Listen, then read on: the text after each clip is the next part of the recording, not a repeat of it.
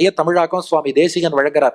கருமமும் ஞானமும் கொண்டெழும் காதலுக்கு ஓர் இலக்கென்று அருமறை உச்சியுள் ஆதரித்து ஓதும் அரும்பிரமம் திருமகளோடு வரும் திருமால் என்று தான் உரைத்தான் தரும முகந்த தனஞ்சயனுக்கு அவன் சாரதியே.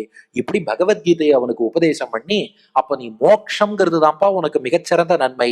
அப்போ மோட்சத்துக்கான முதல் படி என்ன?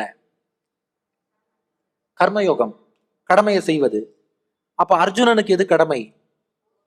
அதனால சண்டை போடுன்னா. இத புரிஞ்சுக்காம நிறைய பேர் என்ன பண்ணிடுறா, பகவத்கீதையை ஒரு கொலை நூல், போர் நூல் சொல்றா இல்லையா, இது போர் நூல் கிடையாது. அவருடைய கடமையை செய்யணுங்கிறது தான் கீதையோட பர்பஸ். ஆர்மியில ஒரு சோல்ஜர் இருக்காருன்னா அவருக்கு என்ன கடமை? சண்டை போடுறது. அதனால சண்டை போடுதுன்னா. டாக்டருக்கு கடமை ஆபரேஷன் பண்றது, மருந்து மாத்திரை எழுதி கொடுக்கறது. ஆபரேஷன் பண்ற டாக்டர் எங்கேயாவது இல்ல நான் அகிம்சை தான் சிறந்த தர்மம், கத்தியால வெட்டும் போது வலிக்கும்னு பண்ண மாட்டேன்னு சொல்லலாமா? அது போலதான். அதனால அவரவர், நீங்க டீச்சரா இருக்கலாம், இன்ஜினியரா இருக்கலாம், அட்வொகேட்டா இருக்கலாம், நீங்கள் எந்த நிலையில் இருக்கிறீர்களோ அந்த பணியை அந்த நிலையிலேருந்து சரியா பண்ணுங்க.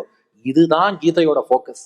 இத முதல் படியா வச்சுட்டு பயணிக்க கர்மயோகம், ஞான யோகம், பக்தி யோகம்னு போய் அதன் மூலமாக மோட்சம் போலான்னு கீதையை உபதேசிக்கிறான் கண்ணபிரான். அது மட்டும் இல்லாமல் அர்ஜுனனுக்கு ஒரு இலவச இணைப்பாக தன் விஸ்வரூபத்தையும் கண்ணன் காட்டினான். யாருக்குமே கிடைக்காத அந்த விஸ்வரூப தரிசனம் கண்ணபிரான் அர்ஜுனனுக்கு திவ்யம் ததாமி தே சக்ஷுகு, உனக்கு தெய்வீக பார்வையை தருகிறேன்னு ஒரு பார்வையை கொடுத்து, அநேக வக்திர நயனம், அநேகாத்புத தர்சனம், அநேக திவ்யாபரணம், திவ்யானேகோத்யதாயுதம், திவ்யமால்யாம்பரதரம், திவ்ய கந்தானுலேபனம், பஷ்யாச்சரியமயம் தேவம் அனந்தம் விஸ்வதோமுகம் திவி சூரிய சகஸ்திரஸ்ய பவேத் யுகபதுத்திதா எதி பாசதிருஷி சாஸ்யாத் பாசஸ்தஸ்ய மகாத்மனகா என்னும்படி பல பல முகங்கள், பல பல தலைகள், பல பல கைகள், பல பல திருமேனிகள் அத்தனையும் எடுத்துக்கொண்டு ஒரு பெரிய விஸ்வரூபமாக கண்ணபிரானை அப்படியே அர்ஜுனன் சேவிச்சு பார்க்கறான்.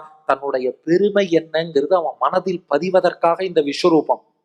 நிறைய பேர் கேட்பாங்க, என்ன கிருஷ்ணன் தன் வாயால தன் பெருமையே சொல்லிக்கிறாரேன்னு. அது இல்ல, அது கருணை. அர்ஜுனனுக்கு கிருஷ்ணன் மேல பக்தி பொங்கி வரணும். பக்தி எப்ப பொங்கி வரும்னா, ஒருத்தரை பத்தி நிறைய கேட்கத்தான் பக்தி வரும். ஆனா போர்க்களத்துல கிருஷ்ணனை பத்தி சொல்ல வேற யாரும் இல்லை, நானே சொல்லி பக்தியை ஊட்டுகிறேன் என்று கண்ணன் தன் பெருமைகளையும் சொல்லி, இதுவரை எதை ஒலியா சொன்னானோ அதை ஒளியா விஸ்வரூபமா காட்டி ஒலியும் ஒளியும்னு கண்ணன் அர்ஜுனனுக்கு அனுகிரகம் பண்ணியிருக்கான். இதுதான் உண்மையான ஒலியும் ஒளியும். ஒலி வடிவில உபதேசம் பண்ணான், அந்த உபதேசத்தை ஒளி வடிவில விஸ்வரூபமா காமிச்சான். அதுதான் ஒரிஜினல் ஒலியும் ஒளியும். கொடுத்து என்கிட்ட சரணாகதி பண்ணு, நான் பாத்துக்கிறேன்.